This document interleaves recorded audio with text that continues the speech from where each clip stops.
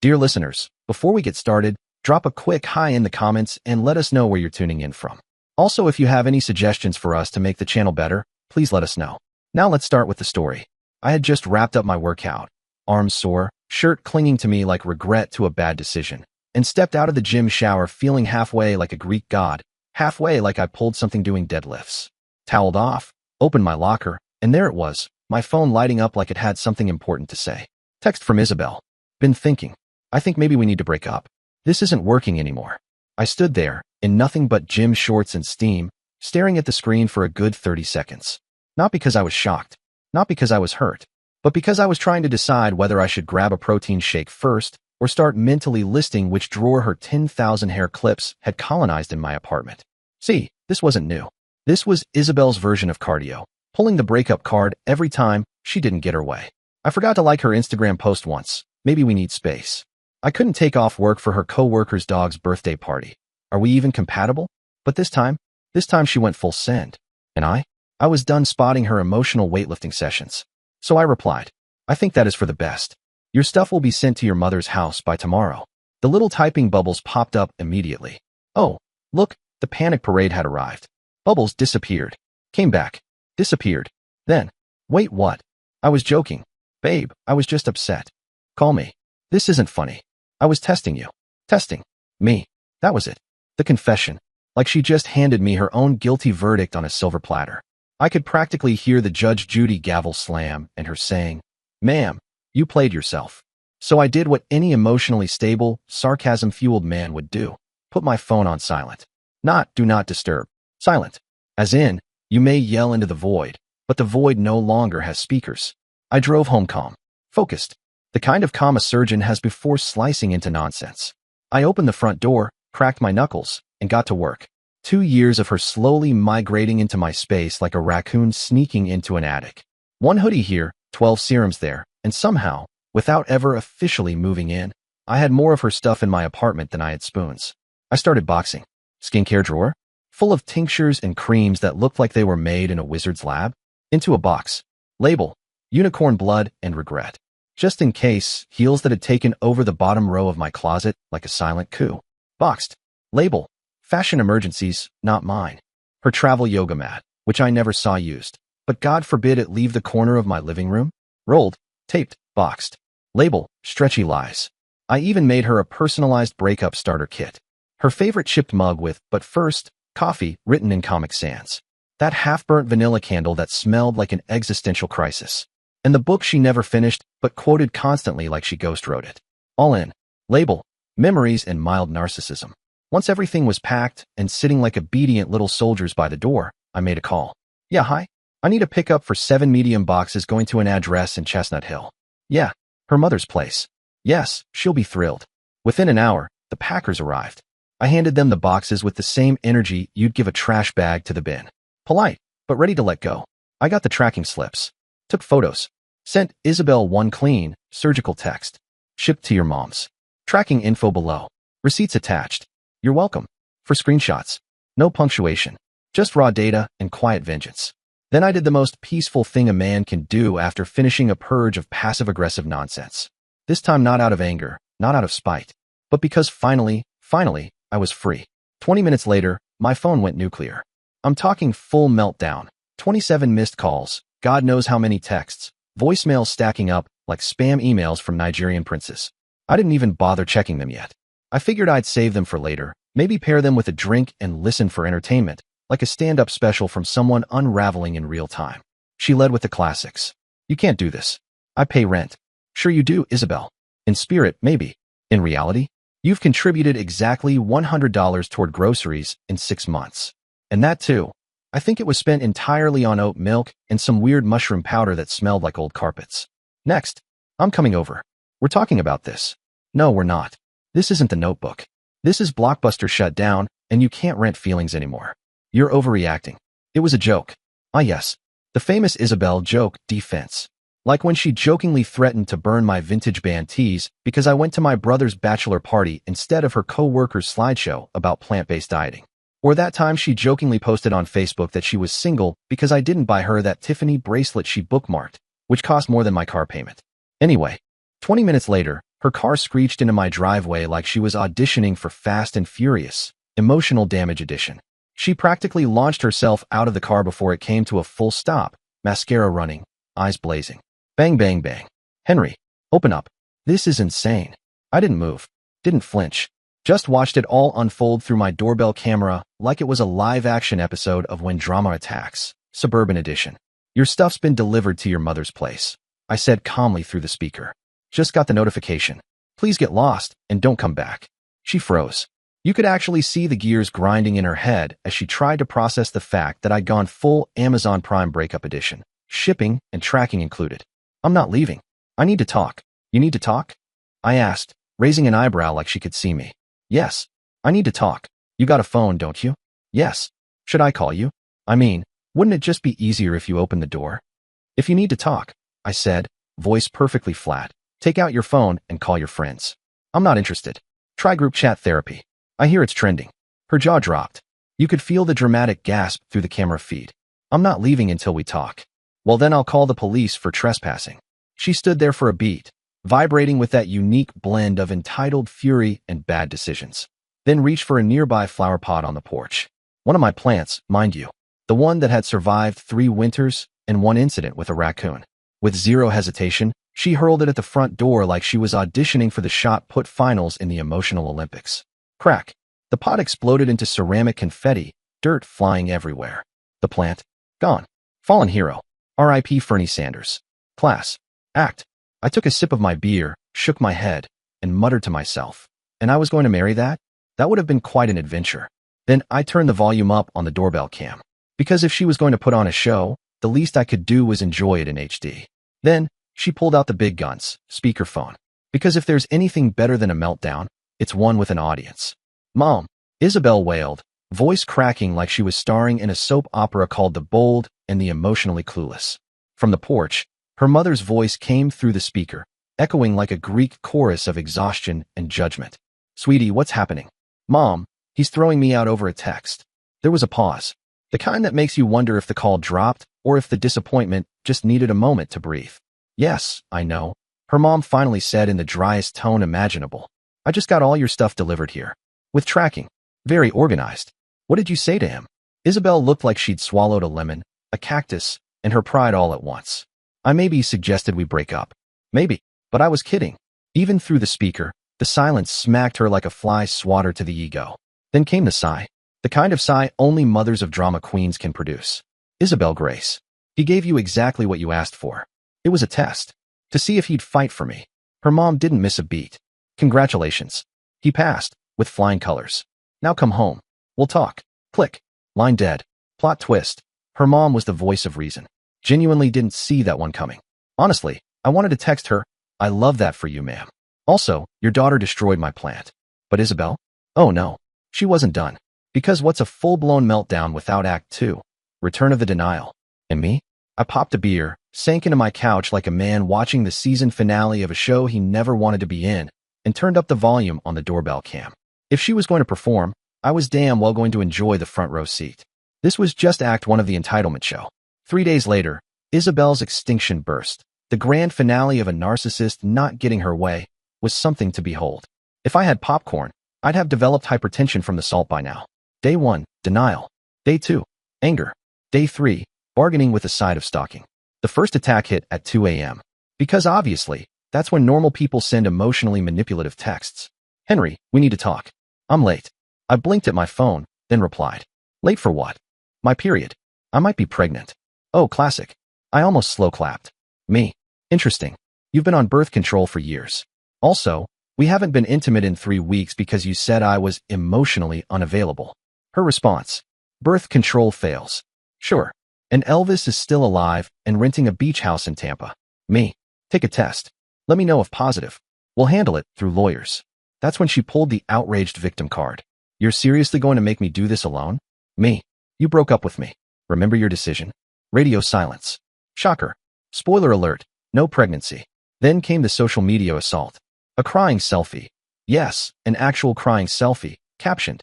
When you give someone 2 years of your life and they throw you out like trash over a misunderstanding. Cue the pity parade in the comments. Men are trash. You deserve better, queen. His loss, babe. But then, plot twist, my boy Patrick, mutual friend and walking lie detector, slid into the comments like Batman with a keyboard. Didn't you break up with him though? Deleted within an hour. Damage control activated. Next, she tried the possession game. Claimed I still had her things. My grandmother's ring. Never existed. My laptop charger. Also mine. I have the receipt. And the laptop. Other sentimental items. Me. Be specific or shut up. Then, you owe me money. Me. For what? Sent one final text. Everything you left here was delivered to your mother. You threw a plant at my door, then left with it all. I have doorbell footage. So stop. But she didn't. Because why quit when you can escalate to felony-level nonsense? Yep. She called my office pretending to be from my doctor's office. Something about urgent test results. My receptionist, bless her soul and her low tolerance for nonsense, patched it through to my cell. I picked up mid-meeting. Recognized her voice instantly. Isabel, I said flatly. Impersonating medical staff is literally illegal. I needed to talk to you, she sniffled. Yeah? This is harassment. Next contact goes through lawyers. You can't threaten me, she hissed. I know your secrets. What secrets? That I what? My browser history. Silence. You mean the football highlights and steak recipes? Terrifying. She hung up. Probably to go Google if impersonating a doctor on a Wednesday carries jail time. But the real cherry on top? The peak entitlement? She showed up at my gym. 6 a.m. I'm mid-bench press, 190 on the bar, podcast in my ears, sweat dripping. When I see her at the front desk, pointing at me like she's trying to report a wild animal to animal control. I lock eyes with the guy at the front desk. Poor Kyle, who looks at me like a hostage in a toothpaste commercial. You know that please help me look, but make it dumbfounded. Sir, this woman says she's your girlfriend and lost her key card. Me, mid-bench press, with 135 pounds hovering above my chest, ex-girlfriend. We broke up 4 days ago. She's not authorized. Isabel, strolling up like it's casual Tuesday at our shared beach house. Babe, don't be like this. I'm literally under a barbell. Also, you texted me breaking up. I agreed. Now you're showing up here like it's a Nicholas Sparks reboot nobody asked for. Cue the security guy stepping in, because Kyle is clearly about to retire from gym desk work forever. Security stepped in. Ma'am, you're gonna need to leave. She started yelling about me ruining her fitness journey, which is rich, considering in 2 years of dating, the closest she ever got to the gym was liking an Instagram post of mine from last January. Isabel shrieked. I'm reclaiming my membership. This is my gym too. Security, dry as the Mojave. You haven't checked in once since 2023. Your membership was over in 2024, so please leave. They escorted her out while she was still yelling something about her macros and hydration goals. I finished my workout in silence, partly because I was speechless and partly because I was wheezing from trying not to laugh. That afternoon, I got a call from her best friend, Linda, the high priestess of bad decisions. Henry, you need to take Isabel back. Me, genuinely confused. Why? She's sleeping on my couch and crying constantly. It's been 3 days. I responded, I can understand that being with her is a torture, but I guess she is your problem now, not mine. Maybe call animal control or the zoo official. They wanted an unshaven bear in one of their exhibits. She made a mistake. Everyone tests their relationships. She tested and she failed. Good luck to her for the future. Linda the added, she's threatening to do something dramatic. Like what? Audition for The Bachelor. Linda, whispering like we're in a thriller movie. She bought a plane ticket to her ex's city. Oh, the drama. The stakes. The complete lack of relevance to me. Cool. Hope he passes all her tests. Linda the screamed, you're heartless. Well, I am what I am. But oh no, that wasn't the finale. That was intermission. The whole ex-boyfriend flight. Absolute fiction. Turns out she was 2 towns over, at her Aunt Sheila's. The one who makes weird casseroles and has a life-sized ceramic rooster in the yard. Isabel posted scenic photos with vague captions like, sometimes you have to go back to move forward, and tagged a whole other state. Except, her cousin dmed me the truth. Apparently, even her own family was tired of the soap opera and wanted to distance themselves before they got written into season 2. Dude, she's in our guest room watching Grey's Anatomy reruns and crying into a bag of Doritos. Just letting you know she's not in Atlanta. Oh, plot twist. No plane. No ex. No dramatic monologue at a departure gate. Just Sheila's living room and nacho cheese dust. So is she traveling to everyone's house and crying? And yet, somehow, she still wasn't done. Ah yes, Act 3, the Spiritual Awakening episode, starring Isabel and her freshly certified life coach, Kathy, who, for context, looked like someone who'd been in a head-on collision with a boob job Groupon and lost the fight. Her chest entered the room a full 5 seconds before she did, and her face? Permanently frozen somewhere between surprise and mild gas, thanks to what I can only assume was an overzealous Botox binge during Mercury retrograde. This woman had been divorced 7 times. That's not a red flag. That's a whole amusement park of red flags. Honestly, at that point, I think the universe's message is clear. Stop coaching other people and maybe coach yourself to a lasting relationship. And where did Kathy choose to reach out to me? LinkedIn.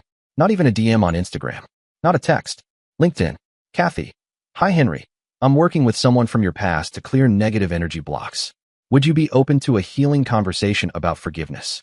I stared at it for a full minute. A healing conversation? I've had paper cuts more healing than this woman's vibe. Me, no. She doubled down. Kathy, closure is important for both parties. Spiritual growth allows abundance in all areas of life. Let's realign. Me, I'm closed. Spiritually and literally. Block. And I did. I blocked her. On LinkedIn. A platform I check once a quarter when I get bored enough to see who from high school is now a visionary strategist. But Isabel wasn't done yet. Next came the mutual friends infiltration strategy. She started popping up at every group event like a sitcom character nobody invited. Game night at Patrick's? Oh, you're here, she said, with fake surprise that deserved an Emmy. Patrick literally texted her not to come. I saw it with my own eyes. She RSVP'd to a message that said, don't come. Trivia night at our usual bar? Same routine. She showed up, posted an Insta story mid-cocktail. The universe keeps bringing us together. Nah, the universe sent me a sign. All right. It was Patrick whispering, you want to bounce? I'll make an excuse. Then came beach volleyball Saturday, which she hadn't attended in 2 years, because, her words, sun makes her feel bloated. But now, she was there, sporting a spiritually aligned bikini and cornering everyone with our story. Patrick pulled me aside later, chuckling. Bro, she told like 5 versions of what happened, Patrick said, half laughing, half concerned. One dude got the joke gone wrong tail. Another, she was apparently just expressing feelings and you made her homeless. Then by the end of the night, you planned it all because you had some mystery woman. I took a long sip of my drink and said, only woman in my life is the PS5, and she listens more than Isabel ever did. Patrick snorted. You serious? Dead serious. PS5 never calls me toxic. She never fakes plane tickets. She lets me be me, and every time I fire up GTA, San Andreas, she even gives me options. I've had more stable relationships with digital girlfriends in that game than I ever had with Isabel. At least the San Andreas girls don't throw wine at me when I skip date night for a mission.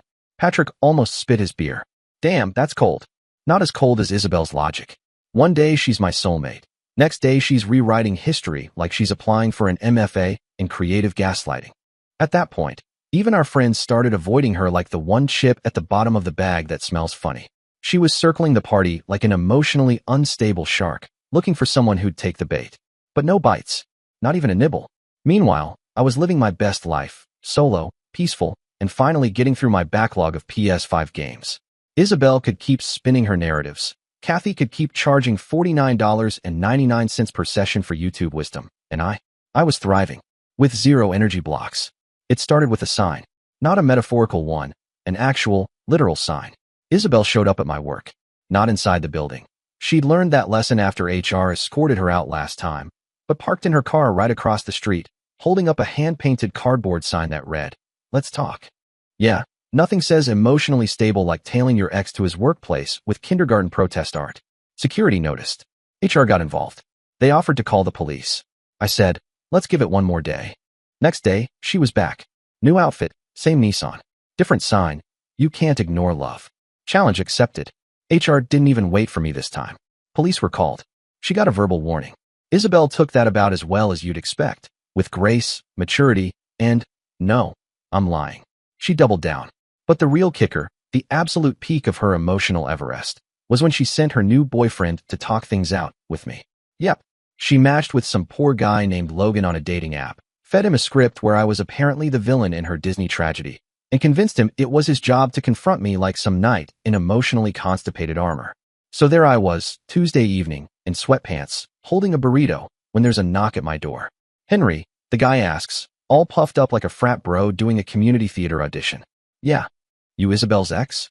Me, deadpan. Unfortunately. She told me you threw her out over nothing. She broke up with me. I said, still holding my burrito like a weapon of truth. I agreed. She didn't like that. She said you were abusive. I pulled out my phone like it was a holy relic. She say anything about the restraining order? The what? Cue slideshow. Doorbell cam footage of her hurling potted plants at my front door like she was reenacting Plants vs. Zombies. Screenshots of her text confession that it was all just a test. Voice memos of her saying, and I quote, "I want to see if he'll fight for me." Logan blinked at the screen like he was buffering. Like his brain needed a moment to defragment the sheer volume of red flags flying in 4K resolution. "Bro," he muttered finally, "I'm sorry. I had no idea." He left looking like a man who just realized he downloaded malware by mistake. You could practically hear the Windows error chime when he turned around. Poor guy showed up to confront me and left considering therapy and a data wipe. 10 minutes later, I got a voicemail from Isabel. I didn't answer. But oh, the voicemail. Pure cinematic rage. Apparently, I ruined her chance at happiness and manipulated Logan with fake evidence. Which, I guess, includes the video of her trying to key my mailbox. But wait, it gets better. That Friday, I get home from work, and surprise. Isabel and two of her equally unhinged friends are waiting at my house like it's the purge. They surround my porch. One of them's live streaming. Isabel's yelling about truth and healing. Then, bam, another potted plant hits my front step. She brought more, like some psychotic gardener. And then, because why not, she tries to climb my roof. Apparently, she thought she could get in through the chimney. The actual chimney. I called the cops. Again, when they arrived, they found her halfway up the drain pipe, dressed like she was about to deliver presents and trauma. Her friends scattered like someone had hit unsubscribe on the group delusion. One of them tripped over my garden gnome, Gary, who took the hit like a champ. Isabel was clawing at my gutters like Santa on meth when the cops finally stopped her. No charges were filed, but not before they got the full cinematic experience. I gave them the backstory, the screenshots, the doorbell cam footage, the whole cursed Netflix special. One officer actually doubled over laughing. Another wiped tears from his face and said, "Bro, this is better than reality TV." They even said they'd definitely be sharing this one at the precinct. So yeah, apparently I'm folklore now. Fast forward to court day. The restraining order hearing felt more like open mic night. The cops testified, still chuckling. One brought the body cam footage, and when it played the part where Isabel is clinging to my pipe in yoga pants yelling, "Let me in. I forgive you," the courtroom lost it. Even the judge cracked. Like actual audible laughter. He adjusted his glasses, paused the footage, and said, "Miss, what exactly was your plan once you got on the roof?" Isabel said, "It was a gesture." He replied, "A gesture? You tried to chimney crawl a man you legally can't text."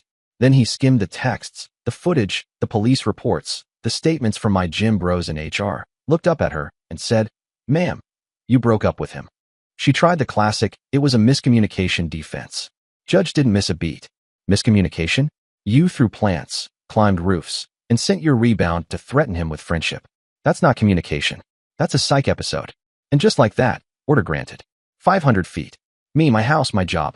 She's officially not allowed near anything in my zip code. Oh, but did that restraining order stop her immediately? Of course not. This was Isabel. The woman could turn a boundary into a to-do list. She started getting creative. Letters delivered through mutual friends, handwritten ones, as if cursive and wax seals were going to undo the emotional arson she left behind. Every letter? Returned unopened. I didn't even break the seal. My mailman started giving me that look like, "Bro, again?" Then her mom called me. Her mom. This woman who once told me to man up and be patient, while her daughter turned my mental health into a carnival ride.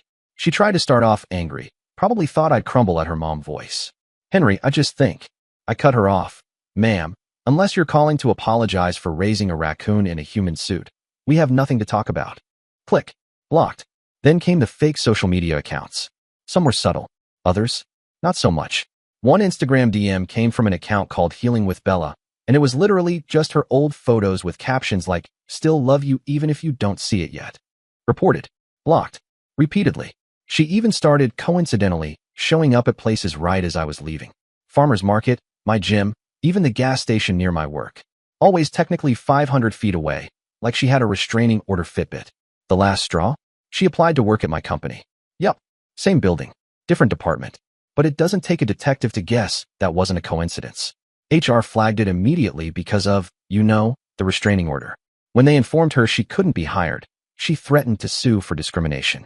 Yeah, she actually said, "This is unfair. I have a right to employment."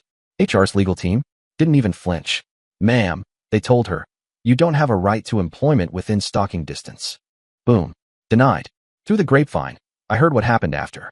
The full story started leaking, texts, videos, that scene with the drain pipe, the doorbell footage montage.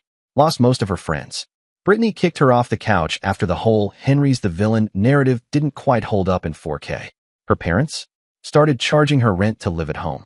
Apparently, Boomerang Daughter doesn't come with unlimited free stays once you show up in a police report. She started therapy too. Court-mandated, after violating the RORO. That's restraining order of ridiculous offenses, if you ask me. Lost her job too, totally unrelated to me, I swear. I heard she no-showed a client pitch after the court date and tried to claim she was emotionally compromised by spiritual injustice. Whatever that means. The final attempt at contact came in the form of a letter from her therapist. Like an actual therapist. It said something like, Isabel would greatly benefit from closure and has written a letter she'd like to share in a controlled and respectful way. My lawyer read it, deadpanned, and sent back. Any therapeutic closure must occur without Mr. Tran's involvement and within the full constraints of the court order. 6 months later, life's been peaceful. Not dead, not boring. Just peaceful. I've dated casually, nothing serious. No one climbing pipes or fake applying for jobs near me. So the bar's been pleasantly low. Work's been good. Got promoted. I've been hitting the gym consistently. No emotional turbulence to throw off my gains. And the apartment? Looks like an adult man lives here now. Replaced all of Isabel's decorative nonsense. No more gold-accented live, laugh, love signs. No more decorative bowls filled with other bowls.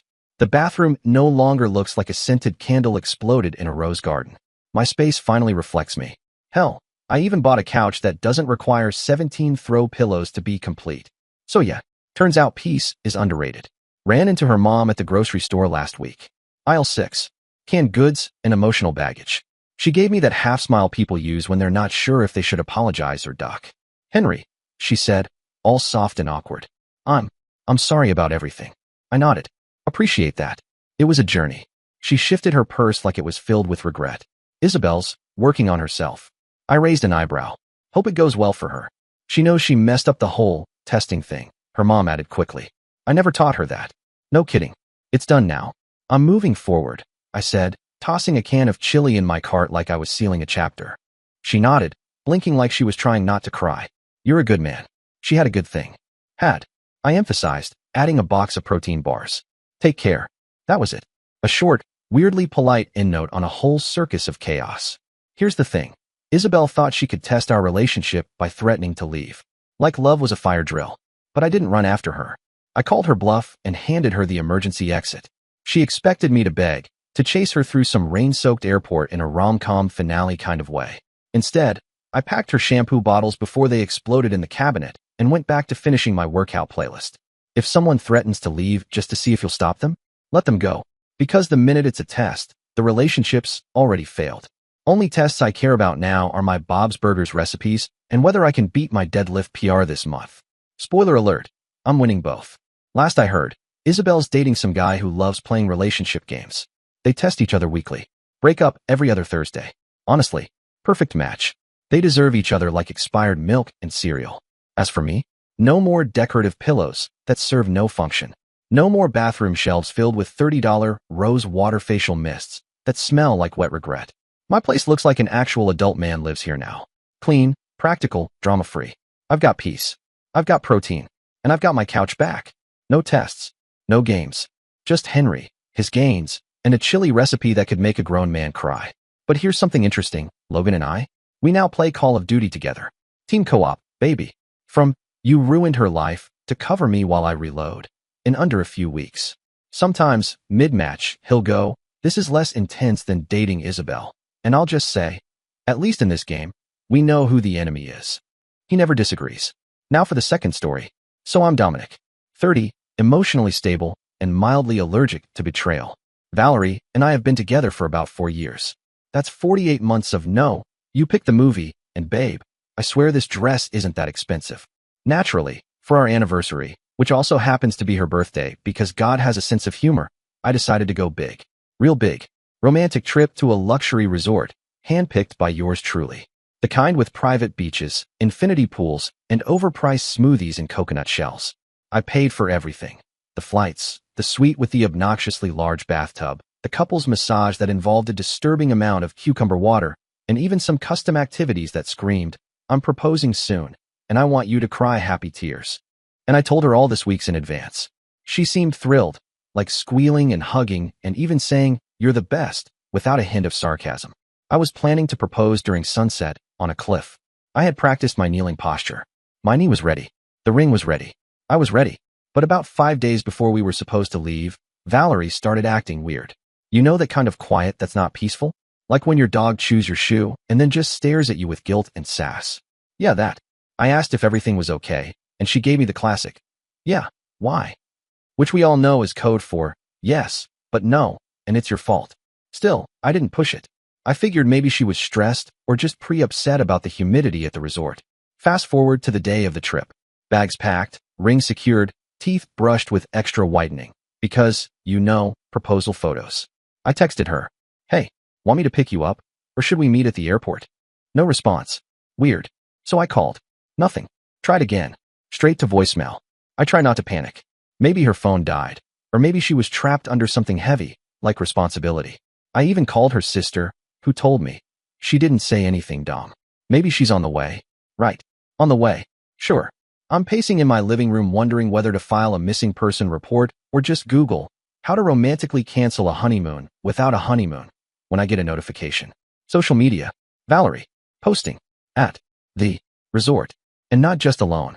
She's grinning ear to ear like someone just told her she won free Botox for life, standing next to her friend Bianca and 4 guys I didn't recognize. 4. Not 1. Not 2. A full basketball bench. I stared at the photo for a full minute, like maybe I was misreading it. Maybe this was one of those AI-generated images. Maybe I was the friend. But nope. There she was, margarita in hand, living her best hot girl betrayal summer, while I was here eating leftover chicken and charging my toothbrush for nothing. Naturally, I called her. Immediately. Because I am not a man who likes mysteries unless they're wrapped in 90s detective noir. She didn't answer. Of course she didn't. She finally replied. After dodging calls and acting like the ghost of anniversaries past, Valerie hit me with a text at the end of the day, like she was doing me a favor. "Hey, I'm really sorry. I just needed this time with my friends to de-stress. We can reschedule our trip, okay?" Ah yes, de-stress. Nothing says self-care like using your boyfriend's money to sip cocktails in a bathrobe while hanging out with 4 shirtless strangers named probably Chad, Tyrone, and Bilal. So, I messaged her back, because I'm not Gandhi and I don't do inner peace when people play me like a scratch card. "What the hell are you talking about, Valerie? Who are those guys in the photos?" The one doing tequila shots off your friend's stomach looked especially spiritual. She hit me back with, "You're overreacting. They're just friends I met here. Chill. Just friends. At the resort. That I booked. For our anniversary. Where I was supposed to propose. You know, totally casual. Just friendly back rubs and beachside body shots. Happens all the time in friendship." At this point, I was trying to keep my blood pressure under control because I still needed my heart to enjoy long walks and revenge plans later in life. So I asked her straight up, "Why do you even go without me? If this was your grand girls gone wild retreat, why did I have to fund it?" And here comes the Oscar-winning reply. "Honestly, you're not fun. I just wanted to feel free on my birthday. I love you as a person, I really do, but if you were here, you'd ruin it." Oh, I see. I'm not fun. That's news to me. Because last week I bought you concert tickets, made you banana pancakes shaped like sea turtles, and agreed to watch 3 straight episodes of that show where 12 people cry in a mansion because they can't find emotional connection in a hot tub. Valerie, I literally paid for everything so we could be together and do whatever you wanted. I saved for months. I took time off work. I rearranged my life for this. You hijacked the entire thing like some spa-loving pirate with a yoga mat. She responds, "Brace for this, gem. I just knew you'd nag me the whole trip. So I'm going to block you until it's over. Don't contact me. I need space." Oh, sure. Space. The final frontier of every emotionally manipulative conversation. Apparently, asking, "Hey, who are these dudes in your jacuzzi?" now qualifies as nagging. So she blocked me. Like I was the problem. Not the guy who bought the tickets. Not the guy who booked the romantic sunset horseback ride she's probably doing right now with Enrique from poolside volleyball. But me. So yeah, I didn't cry. I didn't beg. I didn't spiral.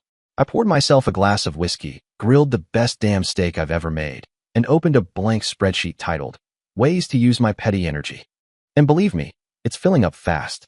After she blocked me, the guy who planned the whole damn romantic getaway, because my concern apparently qualified as war crimes, I did what any emotionally stable, vengeful macho man Dominic would do. I called the resort. Phone rang twice. A cheery voice answered. Good morning, Sunclave Resort. This is Tina speaking. How may I help you? Ah, Tina. Poor, innocent Tina. Hey, Tina. Dominic Renzetti here. I have a reservation under my name. Room 211, oceanfront suite with the fancy glass shower and the soul-crushing betrayal vibes. She typed away. Yes, Mr. Renzetti. I see your check-in was successful yesterday. Is everything all right with the stay so far? I blinked, then let out a half-laugh, half-snort hybrid that could probably power a sarcasm factory. Tina, I never stepped foot in that room. I've been here, in my apartment, bonding with my blender and grilled chicken. Someone else checked in. A woman named Valerie. Ring a bell? She hesitated. Oh, yes. There is a Miss Valerie listed on the check-in. She, checked in with a guest. A guest? I asked. Is that the fancy resort code for some shirtless dude who smells like coconut oil and betrayal? Silence. Tina, I want the rest of the stay canceled. All activities, excursions, dolphin-related bonding moments, gone. She paused. Sir, I can certainly cancel the remaining nights, though you may incur a partial charge for last night's. Charge it. But not to me. I didn't eat the shrimp platter, Tina. I didn't order 6 mojitos and a flirty mango surprise. Charge every last item to the people currently occupying the room. The one I paid for. She cleared her throat, tapping her keyboard like her life depended on it. Understood, sir. I'll ensure the charges are reallocated accordingly and the reservation is canceled from today onward. Thank you, Tina. You're a gem. And hey, if Valerie calls you screaming, tell her Dominic says. Consider it a character-building experience. I hung up. Calm. Cool. Vengeance level, subtle legend. 2 hours later, my phone lights up like a Christmas tree on fire. Valerie. Raging. You're so petty. You ruined everything. You're a monster. How could you cancel the trip and strand me here? I texted back. You're welcome. Then she found out about the plane tickets. That's when the rage bubble popped and the oops, I need you phase began.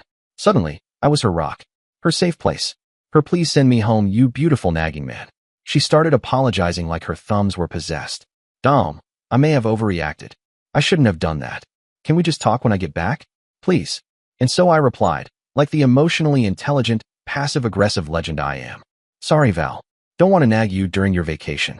Wouldn't want to ruin your vibe. Hope your just friend can afford your expenses, cause I just checked out. Then I blocked her. Again. From what I hear, she's still at the resort, probably rationing minibar almonds while waiting for her parents to wire her money. Unlucky for her, I already spoke to them. Let's just say, they're not thrilled to be her new travel agents. Anyway, just when I was finally settling back into my routine, feeling like maybe karma and I had just clinked glasses. Knock knock. A solid, deliberate knock. Not the casual, hey neighbor, can I borrow sugar? Kind.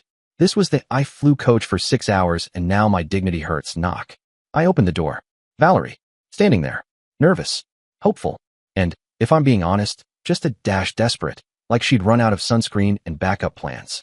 My brain short-circuited for a split second. Surprise. Curiosity. Mild amusement. And yeah, maybe a pinch of you have got to be kidding me. She opened her mouth to speak. And then, she didn't answer. Despite everything, the emotional heist, the mojitos, the group vacation she executed with the precision of a Bond villain, I opened the door. Because hey, curiosity might have killed the cat, but I'm a macho man Dominic. I just wanted to see how she'd try to sell this one.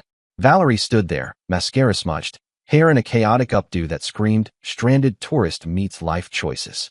She looked rough. Real rough. Like she'd been through 3 days of regret, 1 hangover, and a full existential crisis. Part of me thought, good.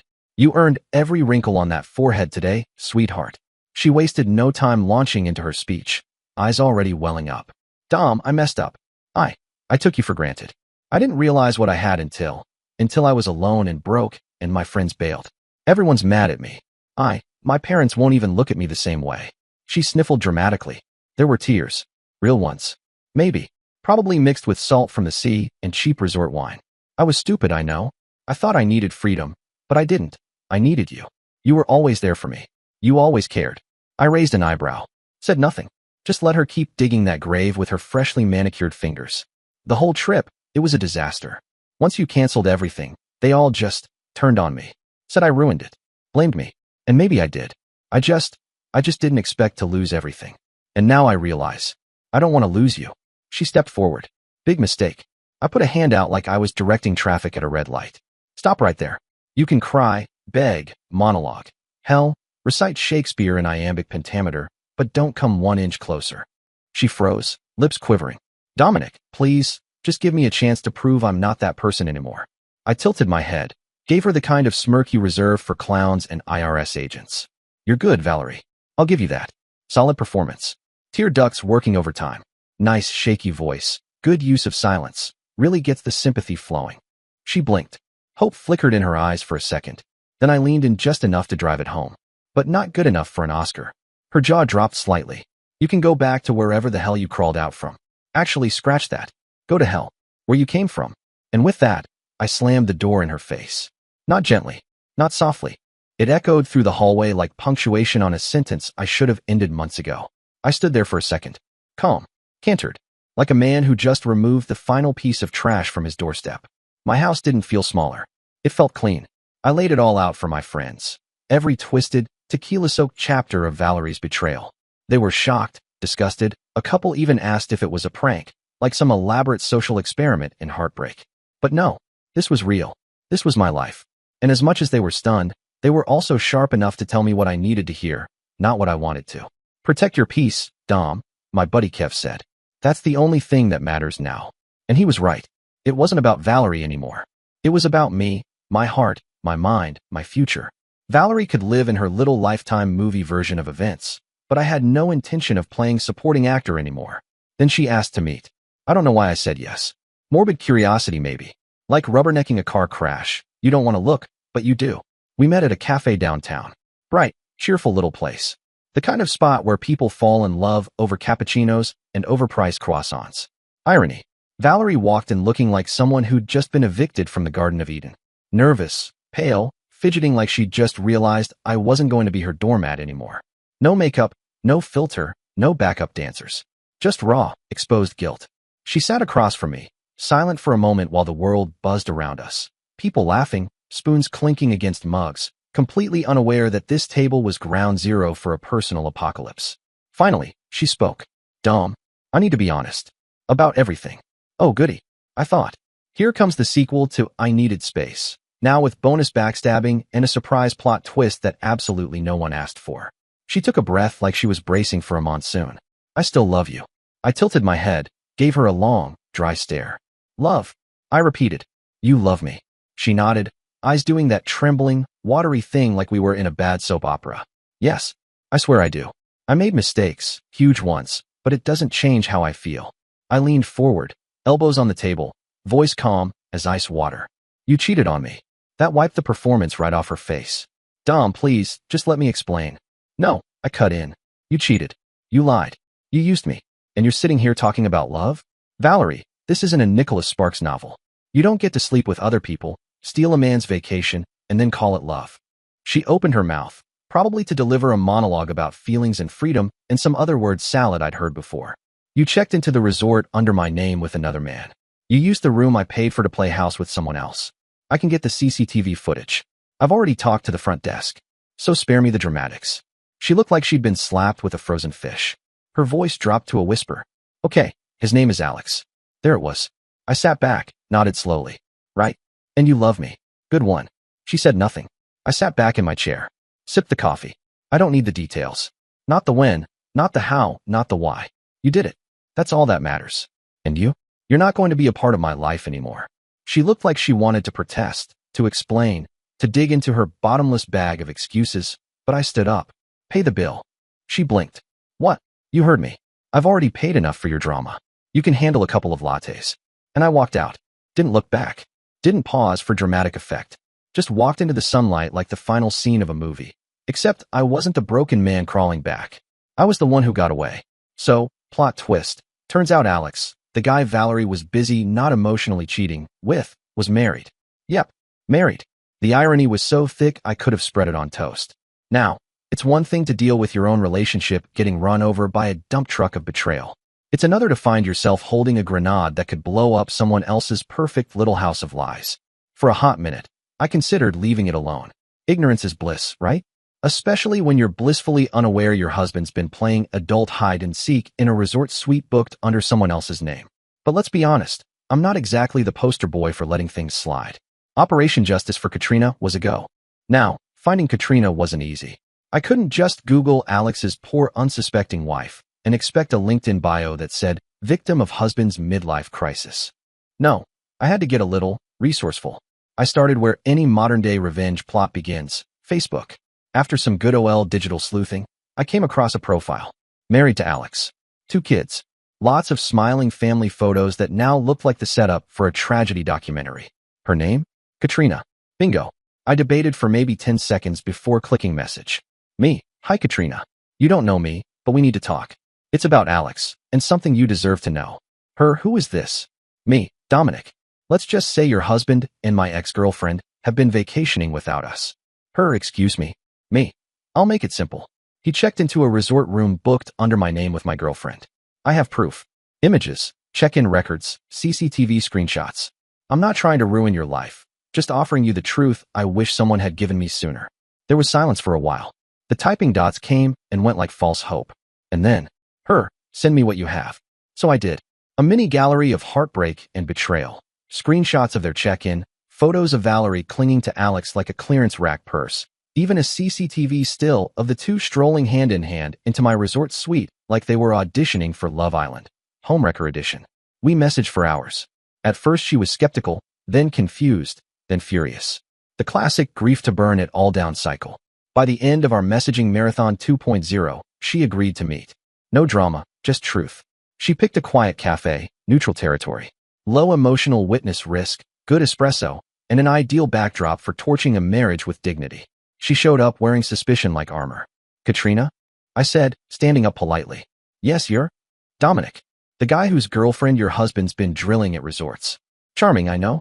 She blinked. Blinked again. Then slowly sat down like her chair might betray her too. I laid it all out in printed format, filed and color-coded, timelines, receipts, and yes, CCTV footage. I'm thorough like that. Nothing says truth bomb, like grainy hotel footage of your husband checking in with someone who isn't you.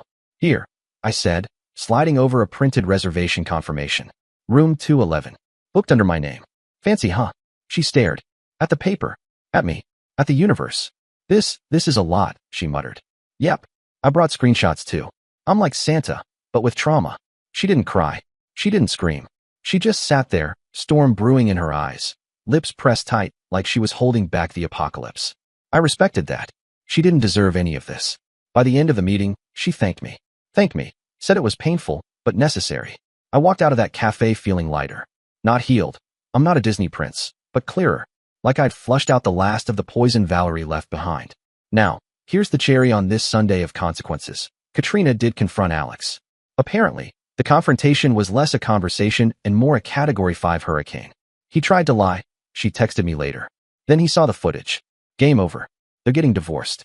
Alex is ripped in court, his accounts frozen tighter than his smile. He's begging for mercy and alimony forgiveness. And Valerie? Well, I hear she's suddenly focusing on herself. Shocker. As for me, I'm sleeping great. Vengeance may not be healthy, but damn, it's effective. About a week after the cafe showdown with Katrina, just when I thought the chaos had peaked, I got a call from a number that screamed, parent with misplaced moral compass. I let it ring twice, then picked up. Dominic, the voice asked, sharp and full of misplaced indignation. Yes, I replied, already bracing for the emotional gymnastics routine that was about to follow. This is Valerie's mother. I don't appreciate the way you've been dragging my daughter's name around. Whatever happened between you two should have stayed private. I almost laughed. Lady, your daughter treated our relationship like a Groupon voucher. Listen, I said calmly. I didn't drag her name anywhere.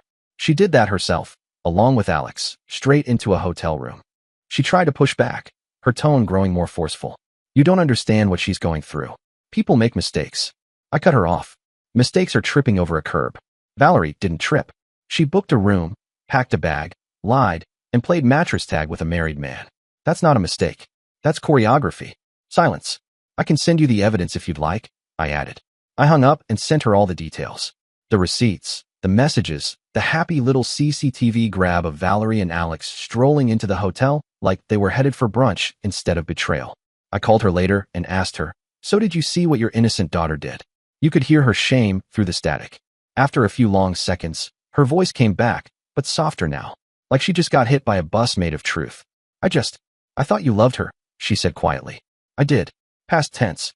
But how do you trust someone who stabs you in the back and then asks you to hug them afterward? She tried again. People can change.